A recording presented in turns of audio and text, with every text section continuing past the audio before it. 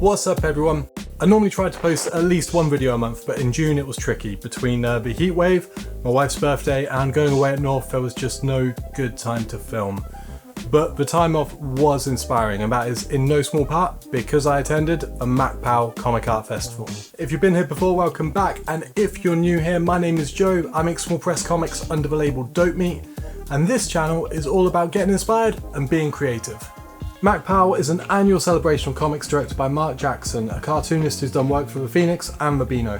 So with someone like that behind it, you know that this is going to be a proper comics art festival. It's not all going to be Funko Pops and cosplay. The main event was at Macclesfield Town Hall. Two big rooms absolutely full of table after table of professional cartoonists, small press comics publishers and independent artists, all promoting and selling their work. As you well know, a big part of the fun of events like this is getting to meet new people and discover new comics that you didn't know about before, and that's exactly what happened here. Now, one thing that you might not know about me is that I actually get really anxious at events like these, and I rarely feel like I put my best foot forward when I'm meeting people. And so for Macc Pow, I loaded up on CBD gummies, which are basically low-level cannabis sweets. And it worked. Rather than feeling anxious, I actually found myself becoming really talkative. Now, oversharing is a characteristic of ADHD, and yeah, it appears that the CBD gummies really helped me to unlock that. So if you were there and we had a chat and you thought it was a bit weird, then that is kind of why. Enough about how my brain works, let's take a look at some comics, shall we? There is no better place to start looking at my Macc Pow haul than with Goof, the festival's own magazine, which is put together by Marc. There's been a new magazine every year since 2024, with each edition featuring a collection of cartoons from artists connected to the festival. This range of talent means there's a mix of styles throughout. It's reminiscent of the Beano and to a lesser extent the Phoenix in that regard, which tracks given that Jackson has worked for both. These look like collections full of creative, irreverent and funny comic strips, which is exactly the kind of thing I like to make, and I'm looking forward to reading these properly. Next up we have Ghostwatch Beware the Night by Sar Cousins. I met Sar last year at Gosh Comics in London, where I picked up the first Ghostwatch book, which was a mystery centred around a giant malformed beast. This new one leans more into folklore, which is even more in my wheelhouse. Check this out, the Skeleton Knight on a skeletal horse. This is exactly why we make comics. Sar's work is stylised, clean and infused with a clear identity. Definitely an artist to keep an eye on. Keeping with the Gosh Comics theme, on another visit this year I was torn between two books by UK comics heavyweight John Allison.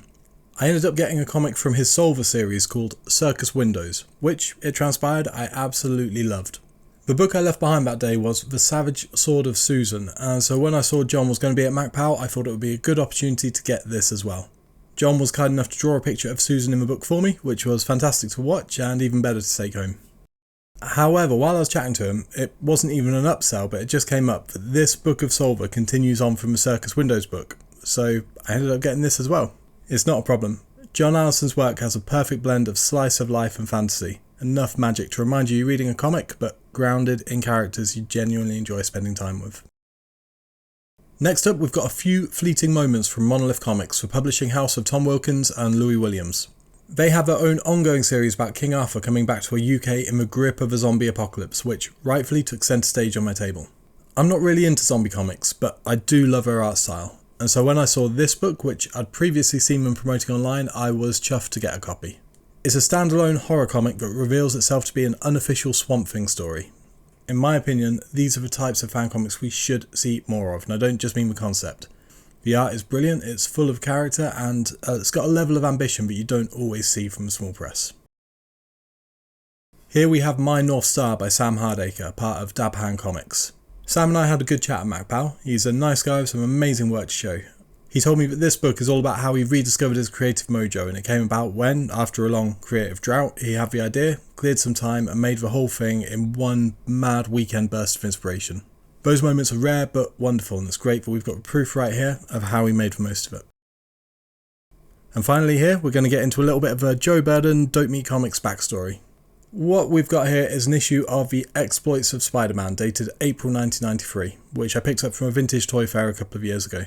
I used to get these when I was a kid, and in fact I had this very issue. Exploits was my introduction to the world of Spider-Man comics, and my friend Sam and I used to get these and put the posters up and read them cover to cover every month. We also made our own superhero comics, the Outer Limits universe, with characters like Sam's hero Lobsterman and my assassin with a heart of gold called Red Poison. We probably made about 10 full-length comics between us, which my mum photocopied so we could then sell on the school playground. Unbeknownst to us, Sam's dad Bernie, rest in peace, sent our comics to a Marvel UK editor, Tim Quinn, who then invited us in to see the London studio. Tim personally met us there and gave us a full tour of the building. We got to see Liam Sharp sitting at a drawing board doing some pencilling, and that's about all I remember because I got so excited that I fainted and had to be taken outside for some air. And that was the end of my Marvel UK experience. Anyway, thanks to this, I was particularly excited that Tim Quinn was also at Macc Pow. It was the first time I'd had the opportunity to meet him since that day, so I made sure to go and see him, have a chat, say who I was, and thank him for what he did for Sam and I. Unsurprisingly, he was a really nice guy, and we ended up chatting for quite a while. I got a few other bits and pieces as well, but these were the main things I wanted to shout out. This is a strong selection of comics from some of the UK's finest small press voices. MacPow 2026 was a lot of fun. The venue was really impressive, the roster of artists and creators there was really good, and overall it just felt like a real celebration of the comics medium. And as a first time visitor to Macclesfield, it was a pleasant surprise to see how nice the place is as well.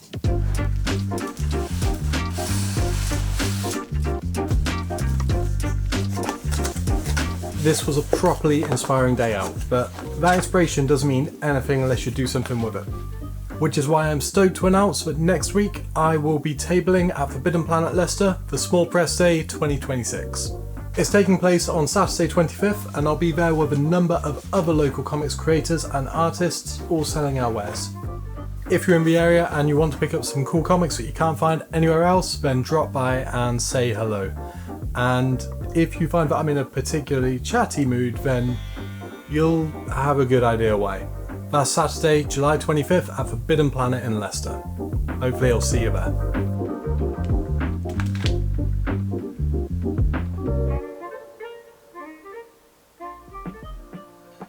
That's all for me for today.